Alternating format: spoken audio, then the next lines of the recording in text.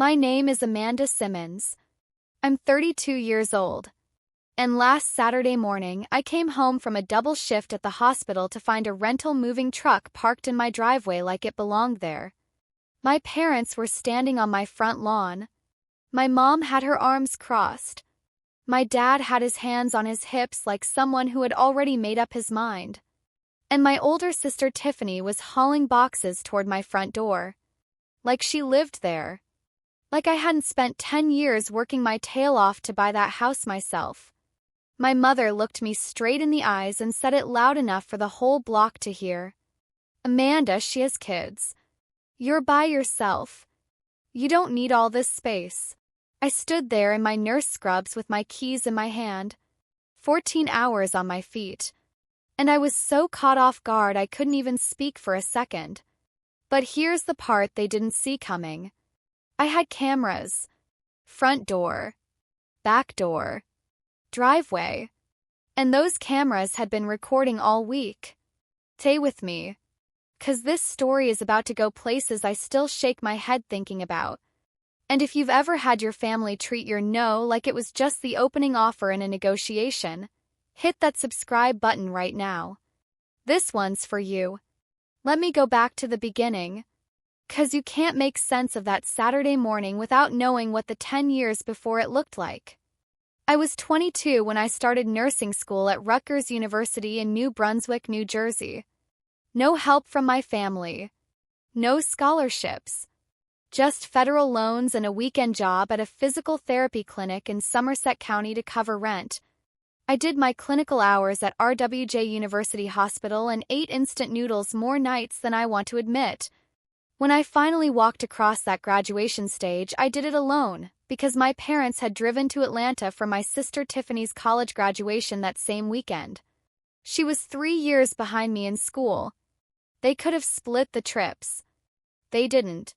I never said a word about it. I told myself it was fine. I had been telling myself that for years. I got hired at Bridgewater Regional Medical Center in Bridgewater, New Jersey, Somerset County, about 40 minutes from the city. Started on the general floor, moved to the ICU after 2 years. I loved that job. Still do. I'm the nurse who stays late when a patient is scared. The one who takes notes in the chart that actually help the next shift connect with the family. I worked every holiday for my first 3 years because I was the new one and that's how it works. I worked nights. I worked doubles. I saved everything I could. Every single year a little more in the bank. A little closer to something that was just mine. I bought my house when I was 27. Right here in Millstone Township, a small, quiet little borough in Somerset County, New Jersey, about 12 miles from Bridgewater. A 4-bedroom colonial on Birchwood Court. Red brick out front, white trim, a wide covered porch, and a backyard with a tall privacy fence the previous owners had put in. The yard sold me completely. I stood in it during the walkthrough and thought, I can breathe here. This is mine. I put down $40,000. Cash. Money I had saved from 5 years of nursing paychecks with zero help from anyone. The mortgage was mine.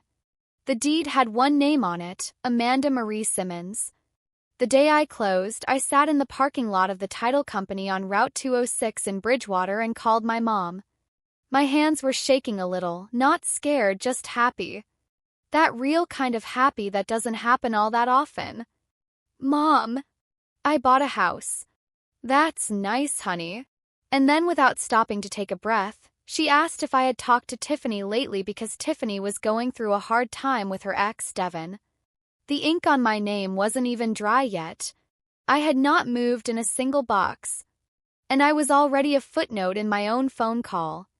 I gave her my address. She said she'd try to come see it sometime.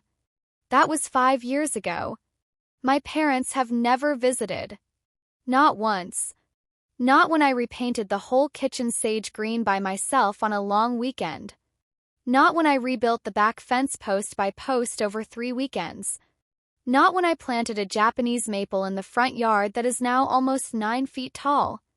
But they always knew exactly how many bedrooms that house had. They never forgot that part.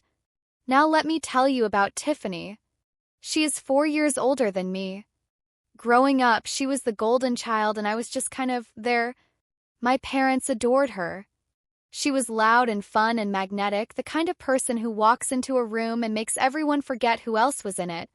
She got a car for her 16th birthday, a red Honda Civic that my dad spent a whole Saturday afternoon cleaning before he handed over the keys. I got a NJ Transit bus pass. When Tiffany finished community college, my parents co-signed her apartment in Piscataway and covered her deposit plus first and last month. When I graduated nursing school, my dad looked me in the eye and said, "Amanda, you're the tough one. You don't need that kind of help." I believed him. I took it as a compliment, carried it like a badge. That was the trap. And I walked right into it with a smile on my face. Tiffany had a hard time holding jobs. Retail manager, daycare helper. She ran a little boutique in downtown Somerville for about a year and a half before it closed. Then some virtual assistant work that never really took off. She married Devin Holt when she was 29. They had 2 boys, Cooper, who is now 7, and Miles, who is 5. Sweet kids. Good kids. Kids who had no say in any of this. Devin and Tiffany split about 2 years before all of this happened. Late bills, a storage unit full of stuff they both claimed, a lease they both stopped paying. Tiffany got the boys. Devin got every other weekend, and a lot of bitterness he handed out to everyone except himself. My parents put every bit of the blame on Devin. At Thanksgiving dinner, right across the table from me like I wasn't even there, my mom said, he just never stepped up for her. Nobody asked about the 3 jobs Tiffany quit in 1 year. That part didn't make it into the family story. Then 2 weeks before that moving truck showed up, my mom called me. I was on my couch after a night shift, barely awake when my phone went off. I grabbed it thinking it was the hospital. "Amanda, honey, your dad and I have been talking." I have heard those words my entire life. They have never once been followed by good news. Tiffany needs a place. She and the boys have been here with us for 3 months now, and it's just gotten too tight. You know your dad's back. And the boys are boys, you know. Loud. And you have all that room. I sat straight up. "Mom, no. We're not asking forever. Just until she gets settled. She's been getting settled for going on 15 years. Silence. Then I heard it, that tiny shift in her breathing before the guilt part starts. "So you're just going to let your nephews keep sleeping on a pull-out couch? You have 4 bedrooms. 4. There's just you. There is just me, Mom. And I pay for every one of those 4 bedrooms every single month." Then my dad got on. I could tell by the way the phone shuffled. His voice always drops when he wants the conversation to wrap up on his terms. "Family takes care of family, Amanda. Don't be the person who says no to that." I'm not being selfish. I'm saying no. You're turning your back on those boys. Dad. The answer is no. Click. No goodbye. Just a dial tone that felt exactly like every door in my childhood closing at once. I stood in my kitchen for a long time after that. I knew that call was not the end of it. In my family, no was never the final answer. It was just where the Betrayal planning started. A full week went by. No calls, no texts, no passive-aggressive Bible verses forwarded at 6 in the morning, which is my mom's usual way of letting me know she's disappointed without technically saying so. Nothing but silence. And if you know a mother like mine, you know that kind of quiet is not peace. That is strategy. I kept telling myself I was being paranoid. I went to work, trained a new ICU nurse, filed some paperwork, ate a granola bar at my desk. Regular stuff. But I kept checking my phone. Thursday afternoon, I was in the middle of a patient handoff report when my phone buzzed. Ring camera alert. Front door. I couldn't look right then. The handoff took another 20 minutes. By the time I got to the break room and closed the door, that alert was 43 minutes old. I opened the app. Timestamp 1:48 p.m. My sister. On my front porch. Alone. She looked left. Looked right. Glanced behind her the way someone does when they know they shouldn't be there. Then she reached into her jacket and pulled out a key. My spare key. The one I had given my parents 2 years before. For emergencies, I said when I handed it over. In case something ever happens to me. She put it in my lock. My door opened, and my sister walked into my house like she was taking a tour of a place she had already decided to move into. I sat in that break room and watched her on my interior hallway camera, the one I had put in last spring after a neighbor's place got broken into. She opened every closet. She checked the outlets. She stood in the doorway of my master bedroom for a long time with her phone up, filming, slowly panning left to right like she was doing a walk-through video. She went into my home office and opened my desk drawers. She looked at the built-in shelves I had saved up for. She was not visiting. She was sizing up the space. When she got to the kitchen, she opened my fridge, stood there looking at my groceries. Then she took a picture of the inside of it. I still don't fully know what to do with that, but I saved the footage. I called her right away. Straight to voicemail. Called again. Voicemail again. Okay, real talk. Before I keep going, have you ever found out that someone who loves you or is supposed to love you was in your space without asking? Not a stranger. Someone from your own family. Drop a comment right now. Tell me what that felt like. Because there is no good word for it and I need to know I'm not the only one. That night I called my mom. No warm-up. Did you give Tiffany my spare key? A pause. Just a half second too long. She just wanted to see if the space would work for the boys. Mom. She filmed my bedroom. You're making it a bigger thing than it is. My dad's somewhere in the background. Come on, Amanda. She was just looking. You sent her. You gave her my key. My mom's voice went soft, that soft voice she uses when she wants to sound like the calm, reasonable one. Nobody is doing anything without your say-so, honey. She was just getting a feel for the layout. But I had already watched that footage 4 times. I knew what I saw. That was not curiosity. That was planning. They had already decided. The only problem left was getting me to go along with it. I hung up, sat on my couch in my living room in my house and stared at the ceiling. I did not change the locks that night. Part of me wanted to, but a bigger part of me, the part that works in the ICU and knows you sometimes have to wait and watch before you act, needed to know how far they were really going to take this. The following Thursday, same time, middle of the afternoon when I'm always on the floor, my phone buzzed while I was helping move a patient. I stepped into the hallway and pulled up the Ring app. All 3 of them this time. My mom, my dad, and Tiffany, on my front porch at 14 Birchwood Court in Millstone Township, New Jersey. My dad had the spare key out. He unlocked my door. Tiffany followed, carrying a bag from the hardware store. My mom took one look up and down the street, then stepped inside and pulled the door almost all the way shut behind her. I watched this happen from a hospital hallway in Somerset County in my scrubs and compression socks. And then the interior camera caught someone I was not expecting. Devin Holt, Tiffany's ex, was already inside. He and my dad were standing in my living room talking. Devin had a measuring tape out. He was measuring my door frames. People. A measuring tape. Devin Holt was in my living room measuring my door frames. I saved everything and kept watching. Tiffany was in the second bedroom with a cardboard box. Came a Spider-Man comforter. Pair of little sneakers. Plastic bin full of Legos. She set it all near the closet like she was setting up Cooper and Miles's room. My spare room. In my house.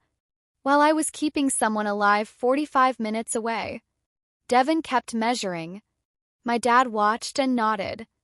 My mom brought a small bookshelf in from the front porch and set it in the hallway like she was decorating. They were building a life in my home. Nobody asked me a thing. I texted my best friend and coworker Simone right from that hallway. Simone and I have worked together for 6 years at Bridgewater Regional. She's an ICU nurse, originally from Charlotte, North Carolina.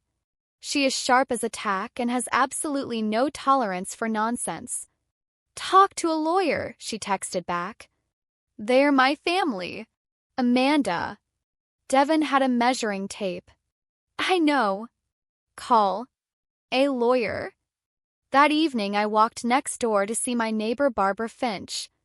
Barbara had moved to Birchwood Court about a year after I did.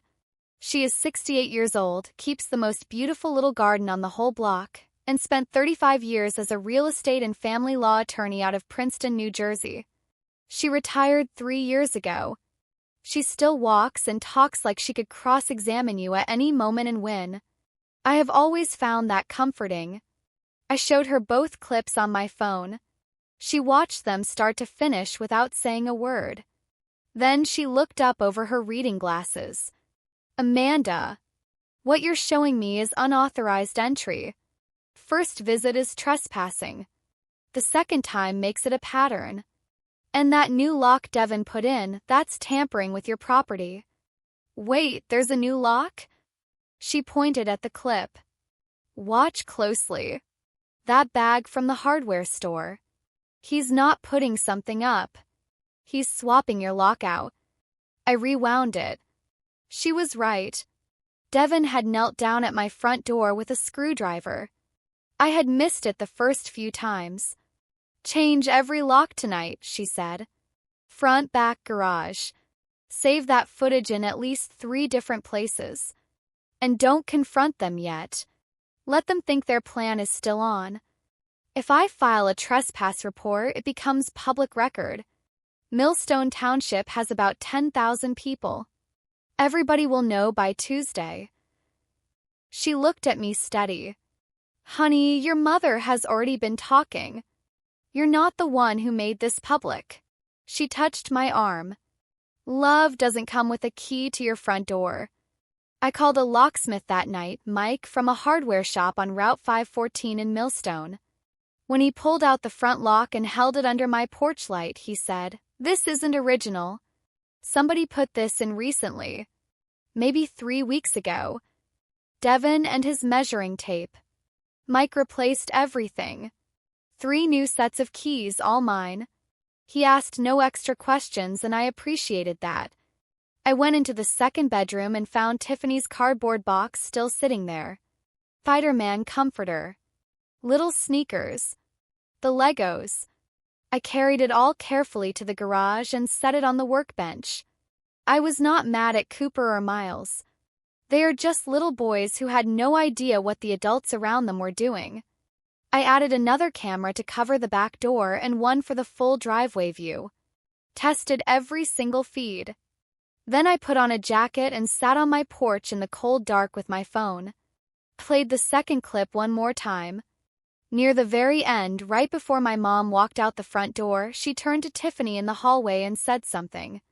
I turned the volume all the way up and pressed the phone to my ear. "She'll come around. She always cracks eventually." I put the phone down on my knee. In my own hallway. My mother's voice. Telling my sister that my no was just a timer they had to wait out. If you have ever had your feelings treated like a temporary weather pattern, something people just wait for to pass, you know the exact thing that happens in your chest when you hear that. Doesn't make you loud. Makes you very, very still. The next morning, the family group chat, the one my mom created 3 Christmases ago, lit up at 6:09 a.m. with a message from her. 20 people in that thread. Aunts, cousins, my grandma's younger sister who is 91 and somehow figured out iMessage. "Please pray for our family. Amanda has refused to help Tiffany and the boys in their time of need. We have asked with love. We have been met with selfishness. Please lift us up." The replies started rolling in within the hour. Aunt Carol. "Oh, Patricia, I'm so sorry. Family should always come first. Uncle Dennis, such a shame. Tiffany's been through so much. My cousin Jade texted me separately. Hey, what is going on? Your mom's message is freaking me out a little. I read every single one. Screenshot every single one. Then I put my phone face down and got ready for work. Then Devin texted me directly. Amanda, come on. It's just a house. My boys need rooms. Just a house. 10 years of nursing paychecks. 5 years of eating cheap and skipping trips and watching every dollar. $40,000 in cash savings for a down payment on a 4-bedroom colonial in Millstone Township, New Jersey with my name, and only my name, on that deed. Just a house. I put the phone down and made coffee. That afternoon at 4:22, my mom posted in the group chat again. We are bringing Tiffany and the boys' things to Amanda's house this Sunday morning. This is happening. The boys deserve a stable home. I read it 3 times. Sunday was the next day. They were actually going to show up with a truck. They expected me to open my door and move aside, because for 32 years I always had. They had no idea who they were dealing with. Friday evening, my friend Simone came over. She drove up from her apartment in Bound Brook, brought food from the Jamaican place on Route 28, and sat across from me at my kitchen table. She watched both camera clips on my phone and didn't touch her food until they were done. Devin, she said, setting the phone down. With a measuring tape. I know. Amanda, this was never just about finding Tiffany a safe place for the boys. Devin is in that footage. They're planning to move back in together, at your house. Where do you go while that's happening? I hadn't let myself say it out loud yet. But Simone was right. This was not about 2 kids who needed bedrooms. This was about Devin and Tiffany trying to patch things up, at my address on my dime, while I, the tough one, quietly disappeared somewhere. She pulled out her phone. Send me those clips right now. Why? Because I'm saving them in 2 places. And I'm sending copies to my own email. No one is making this disappear. She met my eyes. You have the truth. Don't let them spin it. She stayed till almost 11. The last hour we watched a cooking show and didn't talk about any of it. That felt like the best gift she could have given me. Just being normal for 60 minutes. Before I go to Sunday, and Sunday is something else entirely, let me ask you this. Have you ever been the strong one in your family? The one everyone stopped worrying about because you just always handled things? Tell me in the comments. 'Cause I think there are a lot of us out here. And if this story is speaking to someone you know, share it with them right now.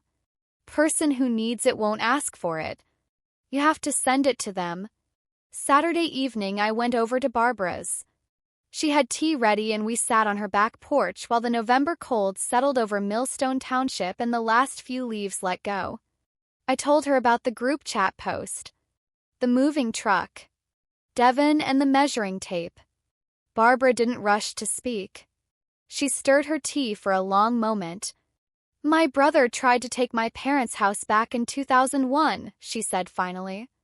I had to take him to court in Mercer County. But the worst part wasn't the lawsuit. It was looking at my brother and realizing he didn't see me as his sister.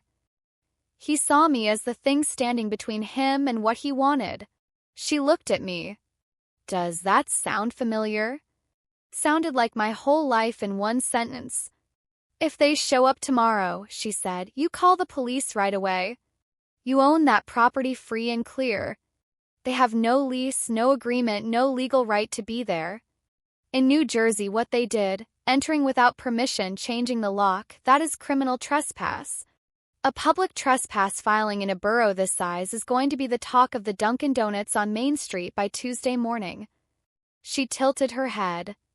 But Amanda, your mom has already put this in front of 20 people on a group chat. She made it public first. Not you. I drove home and sat in my driveway with the engine running for a while. The porch light came on by itself. I had set a timer for it the day I moved in. Just did what it was supposed to do every single night, no drama. Sunday morning. I woke up at 5. Stayed in bed until 6. Made coffee, put on a thick sweater, and took my mug out to the porch swing. The sky over Millstone Township was flat and gray, that specific New Jersey November sky that feels like winter has made up its mind. My Japanese maple had lost every last leaf. The block was silent. Gate 19, I heard the truck before I saw it. A diesel engine and the squeal of air brakes coming down Birchwood Court. A white rental moving truck, the 16-footer, rolled up to my curb. Tiffany was in the passenger seat. Devin was driving. My parents' silver Nissan Altima pulled in right behind it. My mom in the passenger seat. My dad behind the wheel. And then a third car. A tan Honda Pilot I recognized from Tiffany's wedding. Devin's mom, Renee Holt, climbed out dressed like she was headed to church. Renee Holt. A woman I had spoken to maybe 7 times in my life. Standing in front of my house at 8:20 on a Sunday morning like she had been invited. I did not get up from the porch swing. Devin rolled up the back gate of the truck. Inside, a sectional couch, bed frames still in boxes, stacks of storage bins, the boys' bunk bed in a flat-pack box, a kitchen cart, bags of kitchen stuff. He had packed an entire home. My dad climbed out of the Nissan, stretched his back, and walked toward my porch with the posture of a man who does not expect to be told no. Raymond Simmons. My father. A man who had been giving orders his whole life and having them followed. All right, Amanda. Let's just get this done without a big thing. My mom stepped onto my lawn.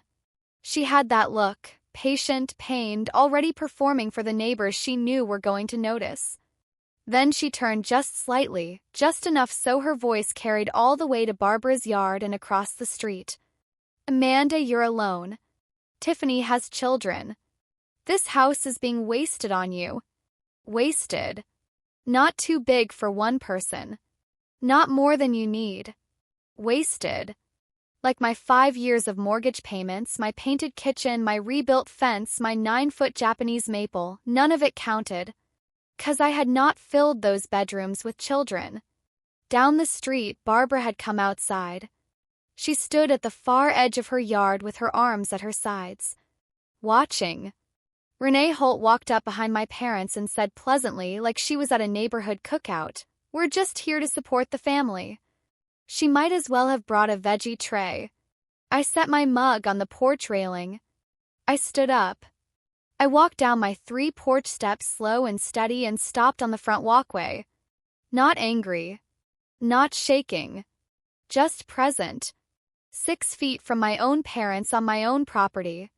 This is my house. My name is on the deed. I paid for it with money I saved myself.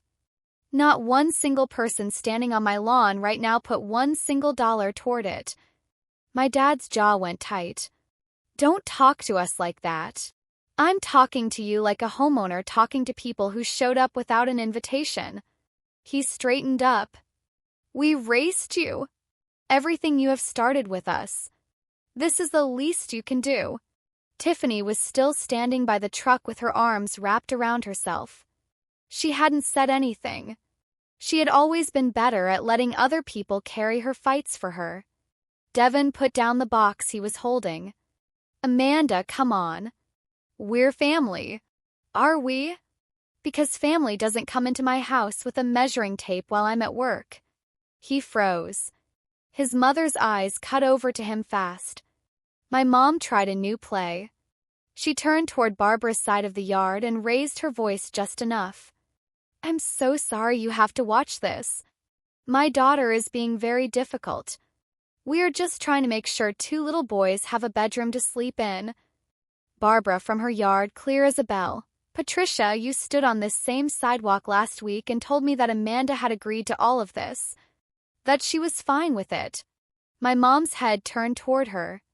The whole performance flickered for just a second. Something real showed through underneath. That was not true, Barbara said. Amanda never agreed.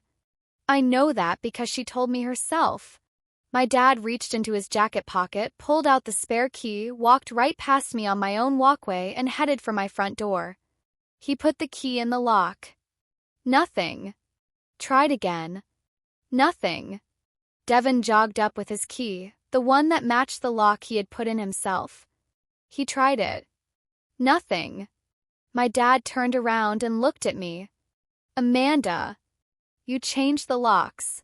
I changed them back after Devin swapped mine out the Thursday before last while you watched. The whole street went quiet. Devin stared at the door. My dad looked at the ground. My mom's face went still. It's all on camera, I said. 6 words. Quiet. Not a threat. Just a fact. And I watched my father's face go the kind of white I had never seen on it in 32 years. The white of a person who thought they were doing things in private, and just found out they weren't. Renee said to Devin under her breath, "What is she talking about?" Devin did not answer her. "I'm calling the police," I said and took out my phone. My mom turned toward the neighbors and let it go, hands clasped, voice breaking. "I don't know how this happened. We gave everything to that girl. And she's choosing a house over her own family. Over her nephews." I dialed 911. Steady voice. "Yes, I need to report a trespassing situation at 14 Birchwood Court in Millstone Township, Somerset County, New Jersey. I have several adults on my property with a moving truck. I've asked them to leave. They won't." Tiffany finally moved. She stepped forward, and when she spoke, it wasn't the performance version. It was just her. 36 years old, tired and scared. "Amanda, I genuinely have nowhere to go." And right there was the real thing. Under all the planning and the group chat prayers and Devin's measuring tape, just my sister. Exhausted. With no ground under her feet because no one in our family had ever made her build any. There was always a plan B. And the plan B had always been me. I looked at her. "Tiffany, I love you. But you can't move into my house because you didn't build your own. Not like this. Not without asking me. Not like I don't matter." She looked at Devin. He looked at the ground. The Somerset County deputy arrived at 8:31. Deputy Torres. Mid-30s, calm, the kind of officer who sizes up a scene in about 4 seconds flat. She walked straight to me. "Who called?" "I did.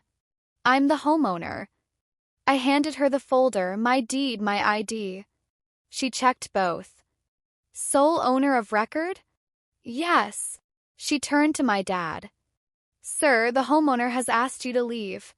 You need to go." "Officer, this is a family matter." "I understand that. But the property owner has the right to say who is on her property. She's asked you to leave." I handed Deputy Torres my phone with both clips already loaded. She and her partner watched them.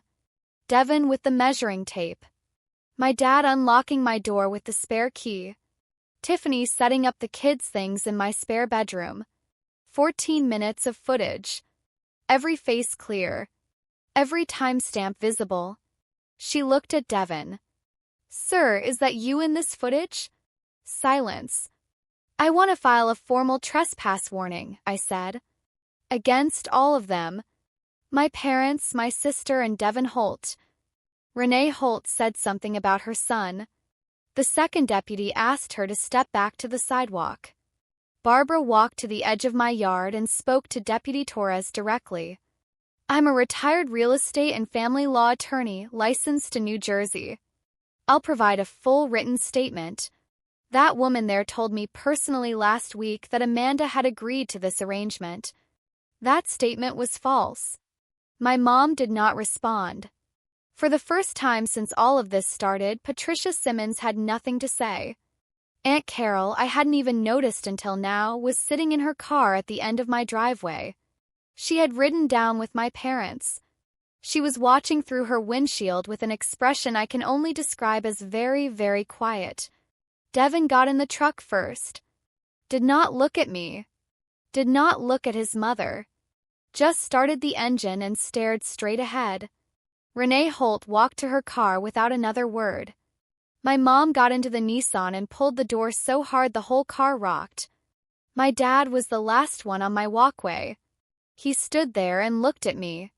And for just a second, underneath all the hardness, I saw something else. Something tired. Something that looked a little lost. Then it was gone and he walked to the car and left. Deputy Torres finished the paperwork on the hood of her cruiser. She handed me the trespass warning document. All 4 names on it. Public record. Filed with the Somerset County Sheriff's Department. By Monday morning, the regulars at the Dunkin' on Main Street in Millstone were going to know. I went inside. Locked the door. Walked to my kitchen and slid down until I was sitting on the floor with my back against the cabinets. And I cried. Not because I lost something. Because I finally stopped pretending I hadn't already lost it a long time ago. Because I finally saw my family clearly, not the version I had been holding in my head. The real one. And seeing it clearly, even when it hurts, is better than carrying a story that was never true. Simone texted 20 minutes later. How did it go?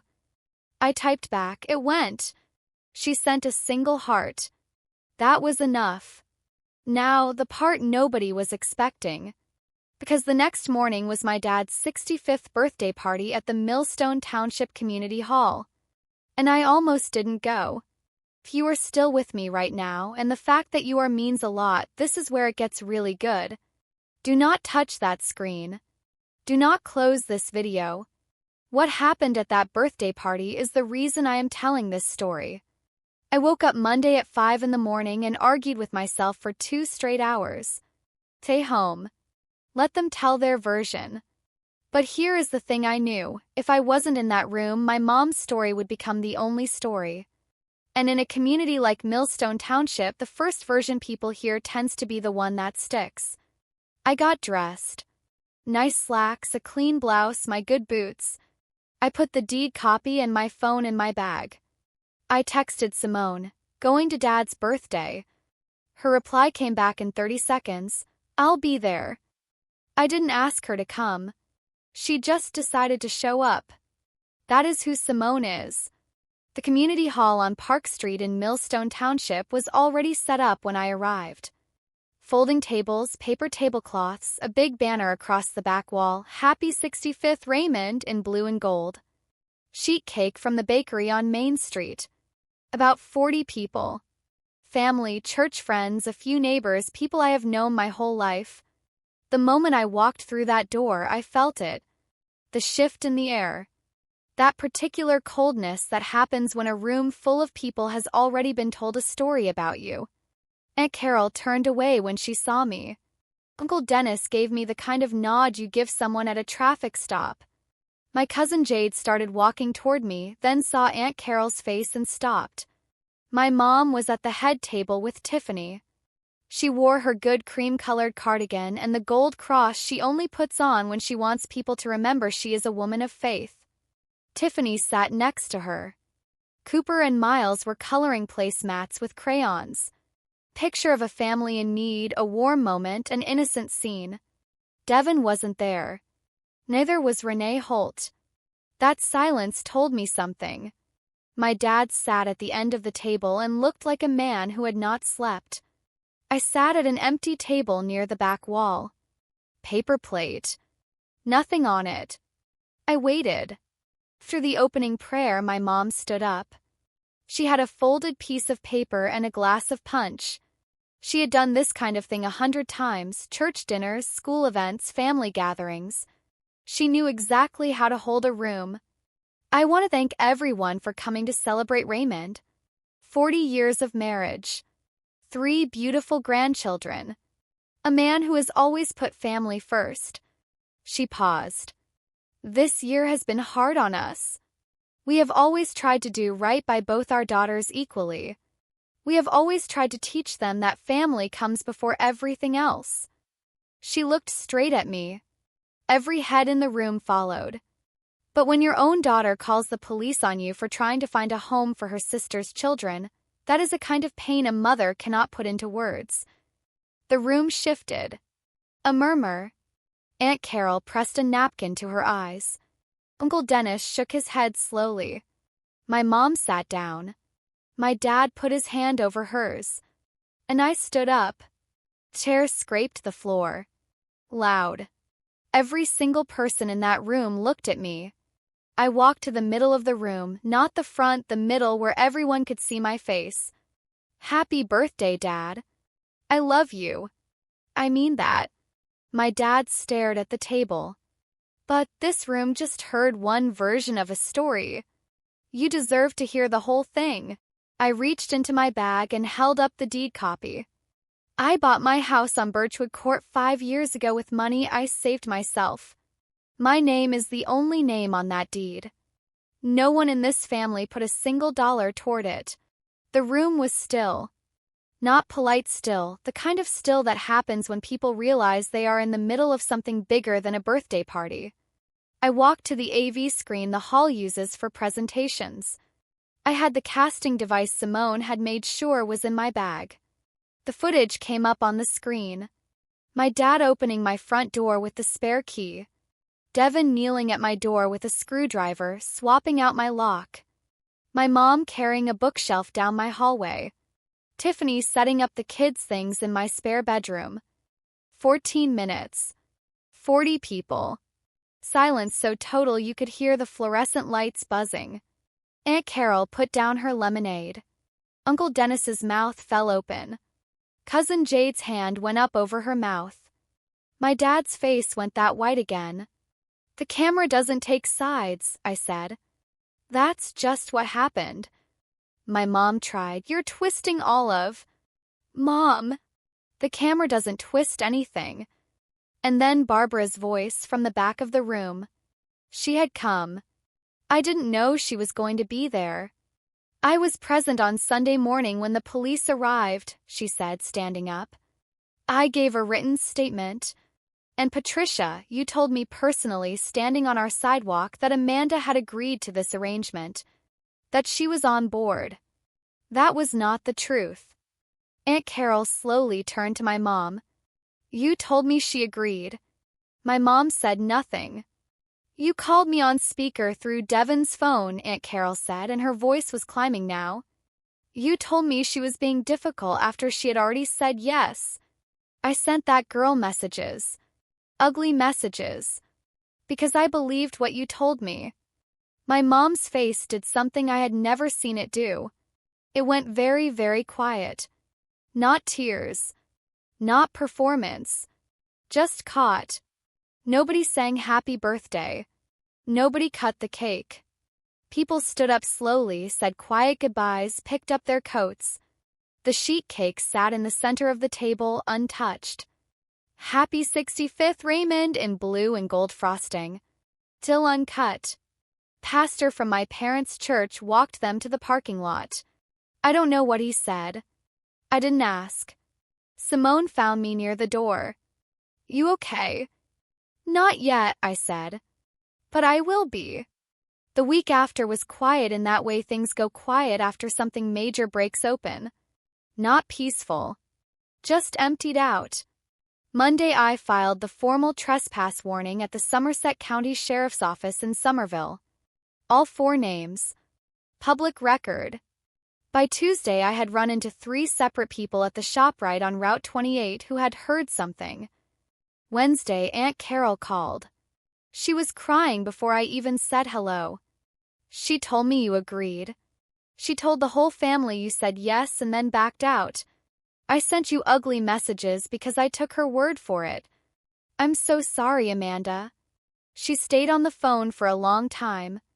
I should have called you first. That's on me. I thanked her for calling. I didn't say it was okay yet, because it wasn't. But the call meant something. Thursday, Devin applied for rental help through a Somerset County housing program. First time in his adult life he did his own paperwork without a backup plan in place. I found out through Simone, who heard it from someone at work. Small town news travels fast. Friday my mom texted me. 4 paragraphs. No apology. She wrote that I had embarrassed the family at my father's birthday. that people were talking, that she had only ever tried to do what was right for everyone. I read it once. Made dinner. Chicken, potatoes, green beans, a meal for one person in my kitchen in my house. 2 weeks later, on a Tuesday night, my dad called. I picked up. Amanda. Hey, Dad. He cleared his throat twice. His voice sounded like something had gone out of it. I'm not going to pretend I know how to do this right, he said. I thought I was helping your sister. She's been on my couch for 3 months watching TV until 2 in the morning, and I kept thinking if she just had a real place, she'd get it together. She'd be the mom those boys need. And your house was right there. A long pause. And you've always been the tough one, I said. He went quiet. Being tough doesn't mean I don't need anything, Dad. It just means I learned to handle things myself because nobody ever thought to ask. There's a big difference. His breathing went uneven. Not crying, Raymond Simmons had not cried in front of me in 32 years. But something was straining behind the wall he'd spent his whole life building. I know that, he said finally. I think I knew it before too. I thought you'd understand. And I'm telling you I didn't. And I wasn't going to. I know. I love you, Dad. But right now I don't trust you. And I need you to sit with that for a while before we figure out what comes next. Okay. Just that. And the call ended. No big moment. No clean resolution. Just two people who love each other, careful with each other, not sure yet how to get back. That weekend I sent an email to the whole family group chat. Short. Clear. No extra words. I love this family. But going forward, 3 things are not up for discussion. First, my home is my home. No one comes in without my clear, direct permission given in advance. Second, my money, my property, and my personal decisions are closed topics in this family. Third, I am open to rebuilding things. But trust is built through what people do, not what they say. I've heard a lot of words this month. I will be watching what happens next. Aunt Carol replied. Understood. I'm here when you're ready. Uncle Dennis, thumbs up. Cousin Jade texted me privately. I heard everything from Barbara at the church dinner. I should have called you sooner. I'm sorry. Devin replied in the chat. One word. Fine. No blaming. No excuses. For Devin Holt, that was basically a full apology. My mom replied 2 days later. This is cold, Amanda. Just that. 4 words. And honestly, that was the first real thing she had said to me through this whole mess. No performance. No prayer request. Just how she actually felt. I could work with that more than I could work with the other stuff. My dad never replied. But he read it. I could see the read receipt. He didn't leave the chat. He just went quiet. Keisha, my neighbor 2 houses down, knocked on my door that Saturday with a bottle of wine and a handwritten card she and her husband Jerome had both signed. Your house. Your rules. We're glad to have you on this block. That card is on my fridge. It's been there since November. Till there. Barbara came by the next week with a peach cobbler fresh out of the oven. You handled that better than most of the lawyers I worked with, she said. I had a really good advisor, I told her. She waved it off. But she smiled the whole time she said it. It's late February now. Almost 3 months since that Sunday morning. New Jersey is doing that thing it does in late February where one afternoon the sun actually feels warm even though it's still cold enough to need a coat. Cameras above my doors are blinking their little blue lights. Doing exactly what I set them up to do. Tiffany got a part-time job at a pediatric dental office in Manville through a Somerset County program. She and the boys have a place in Southbound Brook now. Cooper started at a new school. I sent him a little package, some Minecraft stickers, a journal with a dinosaur on the cover, a bag of Sour Patch Kids I knew he'd like. Tiffany sent back a photo of him holding it. That big 7-year-old grin. That grin made everything else feel a little smaller. I didn't do it to make things right with Tiffany. I did it because Cooper is 7 years old and this was never his fault. My dad has started sending me pictures. No words. Just images. A cedar planter box he built for their back porch, clean joints, walnut stain. A small birdhouse. A set of wooden coasters. He was always good with his hands. When I was little, I used to stand on a step stool in the garage just to see over the edge of his workbench. He'd let me hold the sandpaper. I'd stay for hours watching. He never had to explain anything, I just watched and learned. He taught me, without meaning to, that the things worth having take time and careful work. That you don't rush it. That the preparation is part of the building. He forgot to apply that lesson to his own family. But I'm applying it now to what we might eventually become. Piece by piece. Carefully. With more honesty than we've had before. Here's what I know after all of this. I spent my whole adult life being the tough one, the strong one, the one who figured it out. And I thought that was who I was. I didn't realize it was also the thing that made it easy for people to take from me without asking. 'Cause when you always handle it, people stop asking. They just expect. That stops now. I don't need anyone's permission to take up space. I don't need to justify my empty bedrooms. I don't need to apologize for living alone in a house I paid for with 10 years of night shifts and packed lunches and every vacation I didn't take. This is my house. My porch. My February afternoon and my Japanese maple getting ready to come back to life. You're the tough one, my dad used to say. Sure. But tough doesn't mean available for whatever you need. Tough means I can hold the line when it costs me something. Tough means I can stand on my porch in my scrubs while my own family pulls up with a moving truck and say, out loud clearly for all of Birchwood Court to hear, no, this is mine. I built this. And mean it right down to the ground. That's my story. At least the part I'm ready to tell out loud right now. If you are still here, thank you. Really. You just spent time with something real and I don't take that lightly.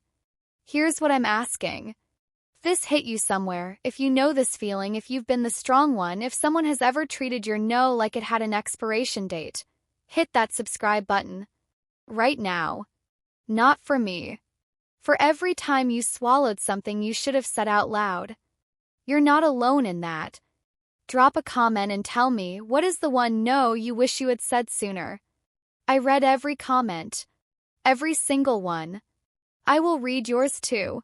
Share this video with one person. I bet you already have someone in mind. That person who needs to hear this. Send it to them. You might be doing them a favor they didn't even know they needed.